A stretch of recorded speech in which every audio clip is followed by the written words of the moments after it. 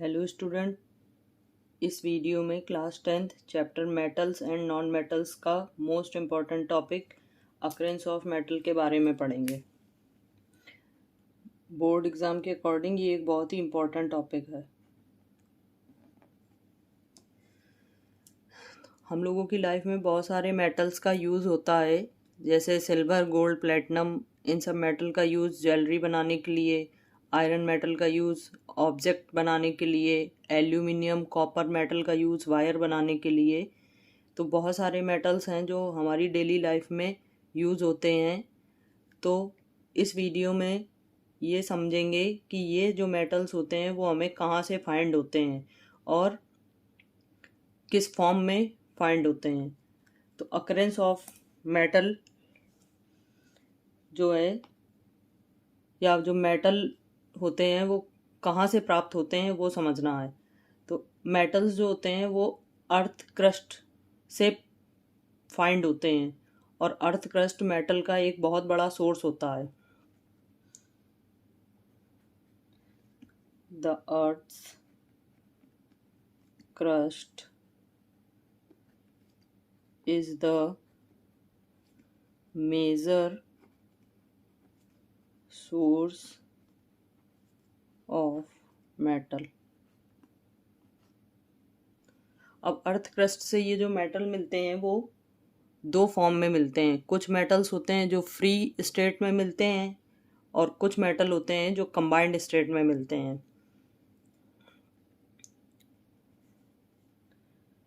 Free state और combined state.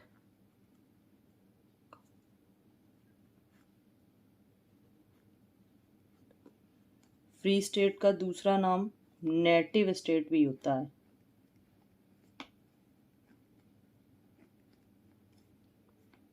तो अब समझते हैं फ्री स्टेट और कंबाइंड स्टेट के बारे में। फ्री स्टेट में कुछ लेस रिएक्टिव मेटल होते हैं जो अदर सब्सटेंस से रिएक्ट नहीं करते हैं और वो फ्री स्टेट में मिलते हैं, या इन्हें कह सकते हैं वो एलिमेंट्स के फॉर्म में मिलते हैं। इसके एग्जाम्पल में जो लेस रिएक्टिव मेटल होते हैं वो हो जाएंगे silver, gold, platinum etcetera. Combined state में इसका मतलब है कुछ मेटल्स कंपाउंड फॉर्म में मिलते हैं। इनमें हाईली रिएक्टिव मेटल्स और मॉडरेटली रिएक्टिव मेटल्स आ जाते हैं। इनके एग्जाम्पल में हो जाएगा सोडियम, मैग्नीशियम, सिंबल लिख दे रहा है Mg, एल्यूमिनियम हो जाएगा, आयरन, जिंक और मरकरी, पोटेशियम एक्सेट्रा। तो कंबाइंड स्टेट में मॉडरेटली रिएक्टिव मेटल और हाईली रिएक्टिव मेटल मिलते हैं, क्योंकि ये जो अदर सब्सटेंस होते हैं उनसे रिएक्शन करके कंपाउंड फॉर्म कर लेते हैं और ये मेटल कंपाउंड फॉर्म में मिलते हैं। तो ये जो अकरेंस ऑफ मेटल होती है वो अर्थ क्रस्ट से इन दो टाइप से मिलती है। अब इनमें कुछ और फैक्टर समझते हैं। Minerals,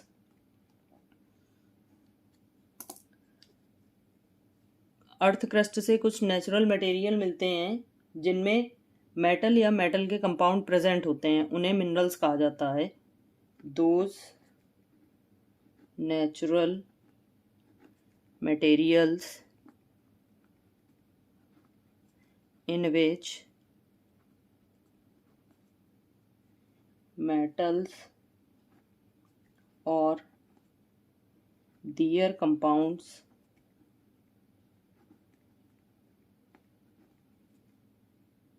are found is called minerals.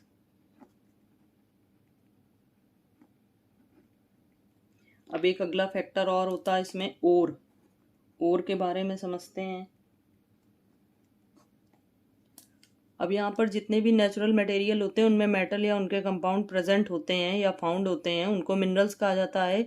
But कुछ मिनरल्स ऐसे होते हैं जिनसे मेटल को अलग किया जा सकता है, उन पर्टिकुलर मिनरल्स को ओर कहा जाता है। Those minerals from which metals can be extracted are called ores। तो यहाँ से एक स्टेटमेंट इम्पोर्टेंट समझ लेते हैं। All the ores are minerals but all the minerals are not ore।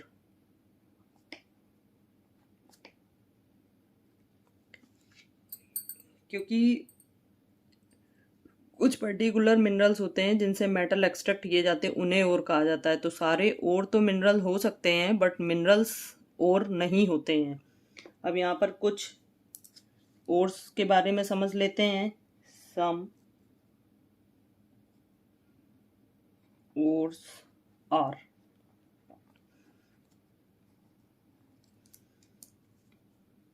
यहाँ पर bauxite is an ore of aluminium.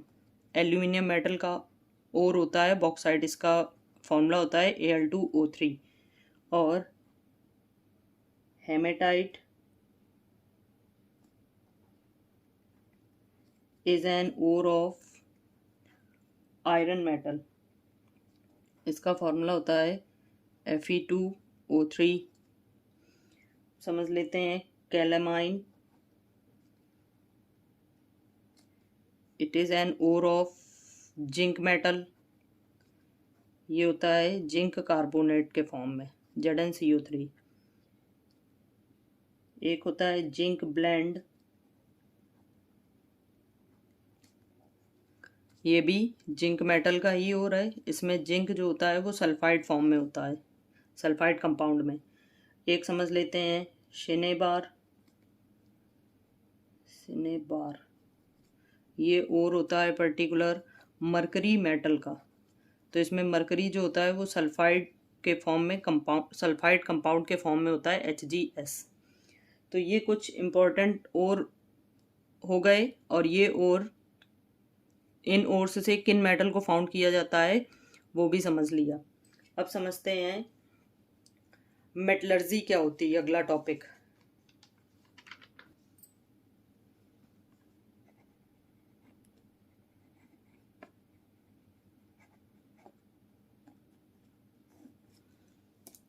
यहाँ पर मेटल को एक्सट्रैक्ट करने के लिए कई प्रोसेस यूज़ की जाती हैं, वो सारी प्रोसेस ही मेटलर्जी कहलाती हैं।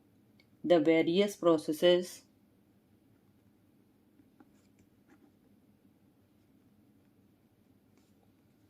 involved in the extraction of metal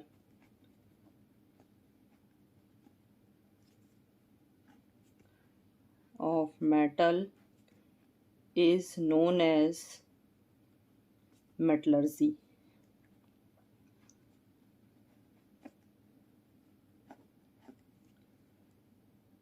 अब इसमें 3 स्टेप्स होते हैं, जो प्रोसेस होती हैं उनमें 3 स्टेप होते हैं।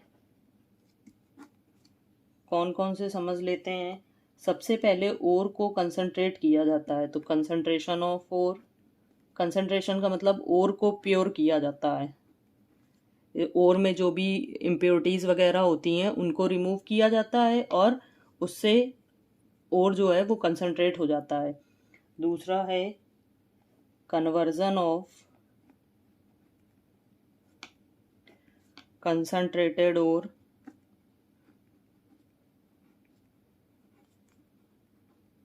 Into metal. जो कंसनट्रेटेड ओर होता है उसका कन्वर्जन मेटल में किया जाता है। एंड थर्ड स्टेप होता है refining of metal, refining of impure metal.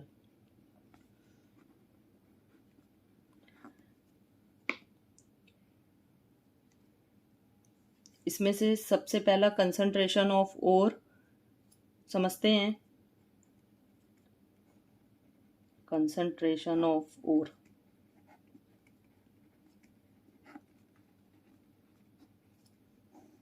इसमें ओर में जो भी इम्प्योरिटीज प्रेजेंट होती हैं उनको रिमूव किया जाता है।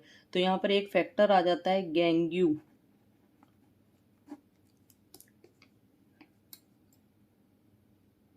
द अनवांटेड इम्प्योरिटीज, जो ओर में इम्प्योरिटीज प्रेजेंट होती हैं उन्हें ही गैंग्यू कहा जाता है। तो हो जाएगा the unwanted impurities present in ore like, कुछ impurities समझ लेते हैं, like rock particles, limestone, sand etcetera. इस टाइप की जो भी impurities होती हैं उन्हें ही गैंग्यू बोला जाता है, इज नोन एज गैंग्यू। अब इसमें दूसरा जो स्टेप है वो समझते हैं, conversion of concentrated ore into metal.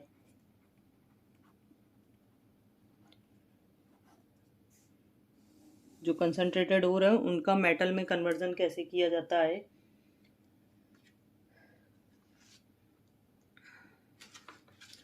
तो सारे मेटल 3 कैटेगरी में डिवाइड होते हैं।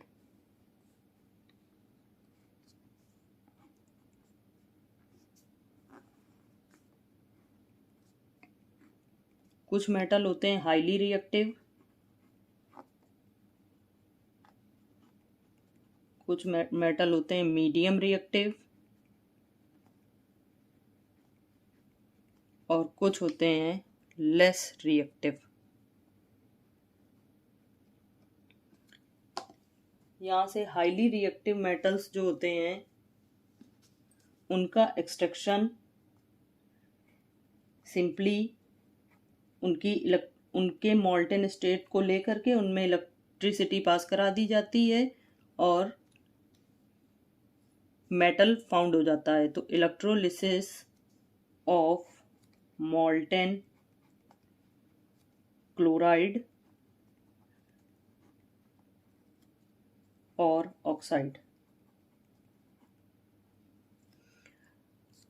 मेटल्स के कुछ क्लोराइड्स हो सकते हैं या मेटल के ऑक्साइड्स हो सकते हैं, उनका मॉल्टेन स्टेट ले करके उनमें इलेक्ट्रिसिटी पास कराई जाती है तो वो कंपाउंड अपने आयंस में ब्रेक होकर के मेटल्स फॉर्म करते हैं। मीडियम रिएक्टिव मेटल्स जो होते हैं इनको रिडक्शन करा के, reduction of oxide with carbon,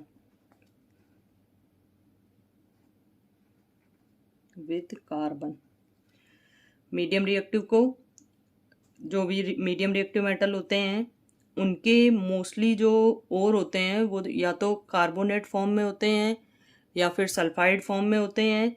तो उनमें से 2 इम्पॉर्टेंट रिएक्शन होती हैं, कैल्किनेशन और रोस्टिंग।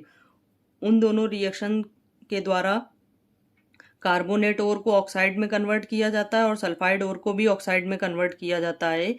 फिर उस ऑक्साइड ओर का रिडक्शन करा दिया जाता है कार्बन के साथ, तो मीडियम रिएक्टिव मेटल फाउंड हो जाते हैं। तीसरा है लेस रिएक्टिव मेटल। इनमें से कुछ मेटल फ्री स्टेट में ही मिल जाते हैं, बट कुछ मेटल होते हैं जैसे कॉपर और मरकरी, इनके सल्फाइड फॉर्म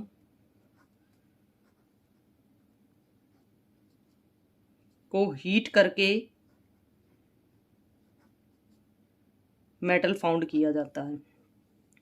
अब यहाँ पर एक एग्जाम्पल समझ लेंगे हाईली रिएक्टिव मेटल्स का, फिर मीडियम रिएक्टिव मेटल्स के बारे में समझेंगे। तो सबसे पहले समझते हैं हाईली रिएक्टिव मेटल की इलेक्ट्रोलिसिस कैसे कराई जाती है। एक्सट्रैक्शन ऑफ हाईली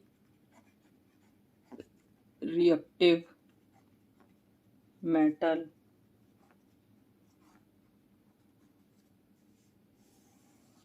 और ये होती है बाई इलेक्ट्रोलिसिस। इलेक्ट्रोलिसिस में सिंपल इलेक्ट्रिक करंट पास कराई जाती है और जो कंपाउंड होता है वो अपने आयंस में ब्रेक हो जाता है। इसका एक एग्जांपल समझ लेते हैं। जैसे NaCl है, कॉमन सॉल्ट, ये सी वाटर में प्रेजेंट होता है। तो NaCl को मॉल्टन स्टेट में ले करके इसमें इलेक्ट्रिसिटी पास करा दी जाती है या इसकी इलेक्ट्रोलिसिस करा दी जाएगी। तो यहाँ से ये डिकम्पोज हो जाएगा तो फॉर्म करेगा Na and chlorine gas. Electricity pass कराने का मतलब होता है इसमें चार्ज फ्लो कराना, और चार्ज जब फ्लो होते हैं तो ये जो कंपाउंड होता है वो भी अपने आयंस में ब्रेक हो जाता है और कैथोड पर मिलता है सोडियम मेटल और एनोड पर मिलती है क्लोरीन गैस।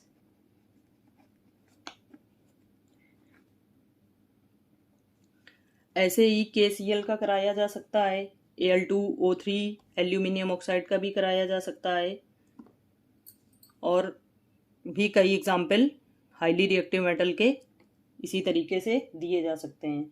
अब इसमें समझते हैं मीडियम रिएक्टिव मेटल का एक्सट्रैक्शन कैसे होता है। Extraction of medium reactive metals.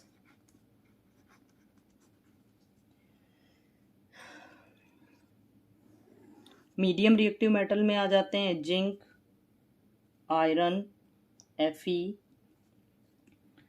और आ जाएगा लेड, Sn, टिन हो जाएगा। ये सारे मीडियम रिएक्टिव मेटल्स होते हैं। अब इनमें क्या होता है, कंसंट्रेटेड ओर को मेटल ऑक्साइड में कन्वर्ट करने के लिए दो प्रोसेस का यूज़ किया जाता है, जिसमें से पहली प्रोसेस होती है कैल्किनेशन।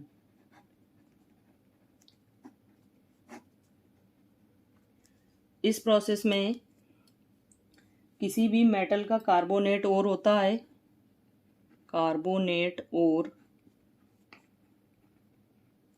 और इसको अगला स्टेप होता है स्ट्रांगली हीट किया जाता है।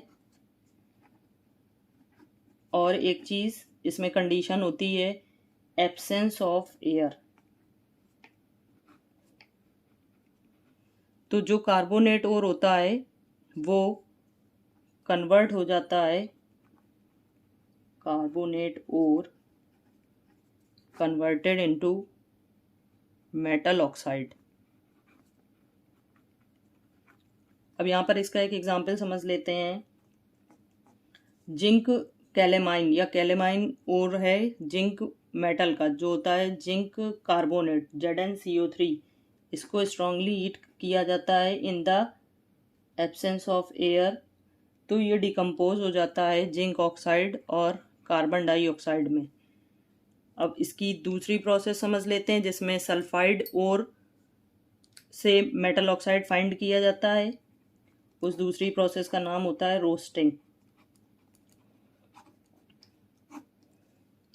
इसमें सल्फाइड ओर होगा और इस सल्फाइड ओर को स्ट्रांगली हीट करना है, बट कंडीशन इसमें हो जाती है प्रेजेंस ऑफ एयर। तो जो सल्फाइड ओर होता है वो भी कन्वर्ट हो जाता है मेटल ऑक्साइड में। इसका भी एक एग्जाम्पल समझ लेते हैं। तो इसमें जिंक ब्लेंड हो जाएगा, जो जिंक सल्फाइड होता है इसकी ऑक्सीजन की प्रेजेंस में या एयर की प्रेजेंस में हीट कराया जाता है इसको, और इससे बनता है जिंक ऑक्साइड और सल्फर डाइऑक्साइड। तो यहाँ पर बैलेंसिंग कर लेंगे, ये 3O2 हो जाएगा, ये 2ZNO हो जाएगा और ये 2SO2। अब यहाँ से दोनों कैल्किनेशन और रोस्टिंग से, कैल्किनेशन में कार्बोनेट ओर से मेटल ऑक्साइड फाइंड कर लिया, रोस्टिंग में सल्फाइड ओर से मेटल ऑक्साइड फाइंड कर लिया। अब इन दोनों मेटल ऑक्साइड को कार्बन के साथ रिड्यूस करा देने पर इम्प्योर मेटल फाइंड होता है।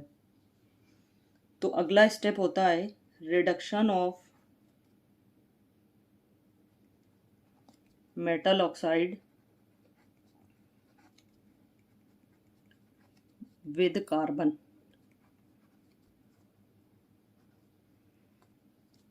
तो ZNO को कार्बन के साथ रिड्यूस करा दिया जाता है, तो बन जाता है जिंक मेटल और कार्बन मोनोऑक्साइड। अब ये जो जिंक मेटल मिलता है ये इम्प्योर होता है, इसकी सिंपली रिफाइनिंग कर ली जाती है और उससे प्योर मेटल फाइंड हो जाता है। Extraction of less reactive metal. Less reactive metal में कॉपर और मरकरी के ओर होते हैं, इनसे मेटल ऑक्साइड फॉर्म करके और फिर उनका रिडक्शन करा दिया जाता है और उससे मेटल फाइंड हो जाते हैं। और इनमें मोस्टली जो गोल्ड, सिल्वर, प्लेटिनम होते हैं वो सारे फ्री स्टेट में फाइंड होते हैं, वो कंबाइंड फॉर्म में नहीं होते हैं, तो उनका एक्सट्रैक्शन नहीं करना होता है। तो इसमें एक एग्जांपल समझ लेंगे मरकरी का। मरकरी भी अपने सल्फाइड ओर में होती है जिसे सिनेबार कहते हैं।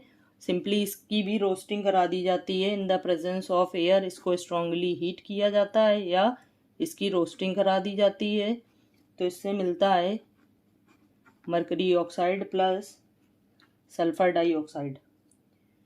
और इस मरकरी ऑक्साइड को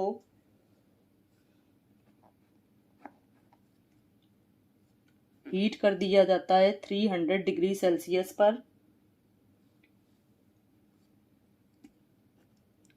तो ये कन्वर्ट हो जाती है मरकरी और ऑक्सीजन में। इसकी बैलेंसिंग कर लेते हैं। इसी तरीके से कॉपर ऑक्साइड का भी सल्फाइड ओर ले करके उसकी रोस्टिंग करा के मेटल ऑक्साइड और उससे मेटल फाइंड किया जा सकता है। यहाँ एक इम्पॉर्टेंट रिएक्शन और है, थर्माइट रिएक्शन, उसके बारे में समझ लेते हैं पहले। थर्माइट रिएक्शन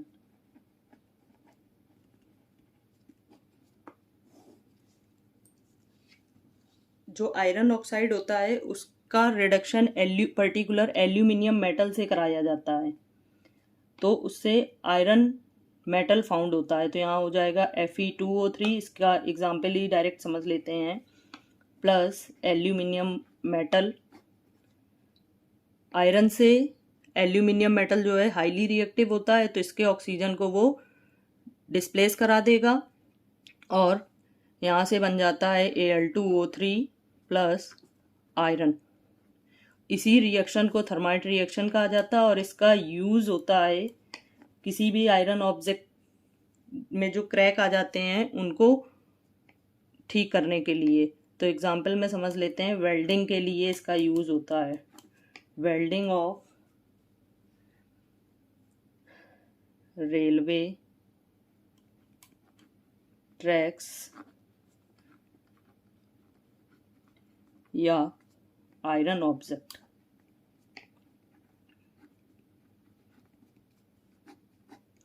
लास्ट एक और इसमें स्टेप बचा था, रिफाइनिंग ऑफ मेटल।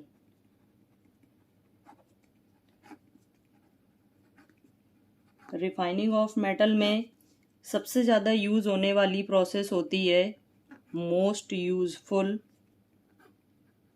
प्रोसेस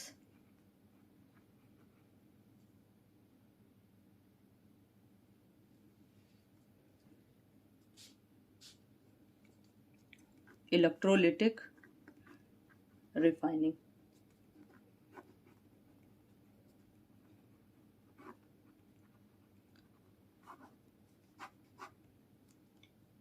इसी में एक और छोटा सा टॉपिक है, उसको भी बता देते हैं। एलॉयज।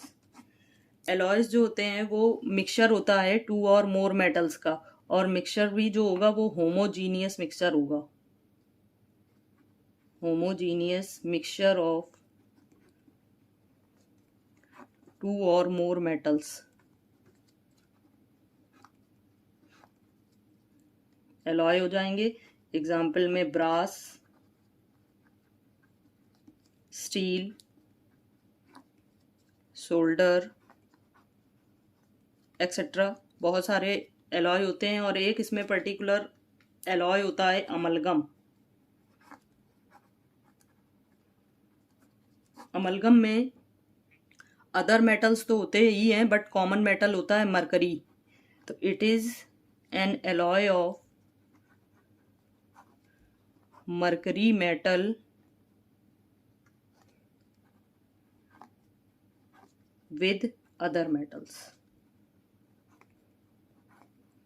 इसके एग्जाम्पल में बता सकते हैं सोडियम अमलगम।